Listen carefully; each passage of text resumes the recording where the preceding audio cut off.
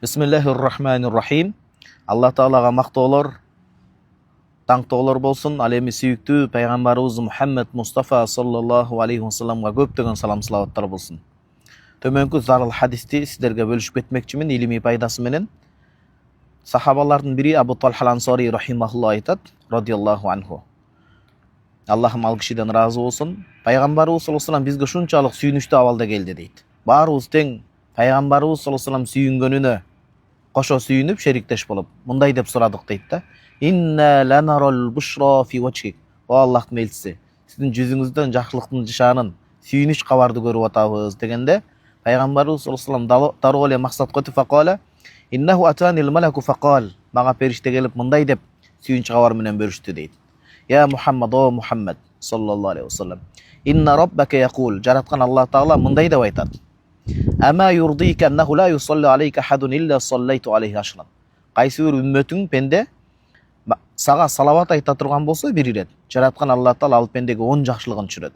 Ва ла юсаллиму алейка хадун илля салламту алейхи ашран. Ким пайгамбарыбызга салам айтып учураша турган болсо, ага Аллах Таала 10 ирет салам айтып жакшылыгын жаадырат дейт. Бул хадисти имам Насаи ибн Хиббан жеткирген. Көпчүлүгүбүз бул хадисти уккан чыгарбыз, бирок пайгамбарыбыз саллаллаху алейхи вассаламга салам салават айтуунун мааниси кандай? Мына ушул пайданы китептин ээси чоң ата устазыбыз Аш-Шейх Аллама имам Мухаммад Аввама хафизахулла ушу кишинин түшүндүрмөсүнөн пайдаланабыз. Пайгамбарыбыз саллаллаху алейхи вассаламга салават айтуу, биз айтабыз го намаздын ичинде, намаз сыртында, ажыда жүргөндө, умрада жүргөндө, жөнөкөй учурда Аллахумма салли аля сейидина Мухаммад, Аллахумма салли ва саллим ва барик алейхи депчи. Ошо пайгамбарыбызга салам айтканыбыздын мааниси Аллахтан сурануу деген сөз. Мындайча айтканда, о жараткан Аллах Таала, аззим фи дунья би и'ла'i зикрихи. Пайгамбарыбыз саллаллаху алейхи вассалам бул дүйнөдө жашоосун, бул дүйнөдө кадыр баркын бийик кыл деген сөз. Кадыр баркын, атак даңкын бийик кыл. Ва изхари даъватихи. Пайгамбарыбыз саллаллаху алейхи вассалам алып келген акыйкат ислам динини, шариятыны кыяматка чейин бийик көтөрүп сактай көр. Ва ибқа'i шариатихи. Шарият эч кандай өзгөрбөстөн көп адамдардын бактылуулугуна себепкер кыла көр деп.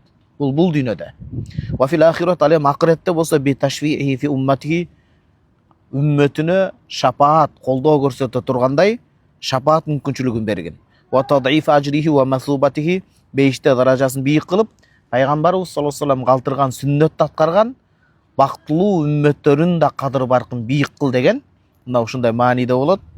Албетте ушул маанини түшүнгөн билген адам ал сөзсүз салаватты айтпай койбойт. Ким пайгамбарыбызга бир салават же бир салам жолдосо, Аллах Таала 10 жакшылыгын түшүрөт деди. Бул Ахзаб сүрөсүнүн 43 аятында келгендей, эмне үчүн мунун мааниси Аллахтын бизге салават айтат, салам айтат дегени аятта келгендей юхриджакум миназ-зулумати илан-нур ва кана бил-муъминин рахима. Аллах бизге чексиз рахмат, мээримин жаадырат деген сөз. Жана имансыздыктын караңгычылыгынан имандын нуруна бөлөп чыгарат. Имандуу адам салават айта турган болсо, иманынын нуру күчөйт, илимий даражасы көтөрүлөт, эки дүйнө муктаждыктарын Аллах Таала өтөйт деген сөз. Демек салават айтуу менен биз пайгамбарыбыз саллаллаху алейхи вассаламга жакшылык тилеп, өзүбүздүн дагы кадыр баркыбызды, өзүбүздүн дагы кемчиликтерди толтуруу, Аллахтын астында сый урматка ээ болуу деген маанилер чагылган. Көп салават айтуучулардан кылсын, пайгамбарыбыз саллаллаху алейхи вассаламдан Аллахым өзү разы болгон болсун.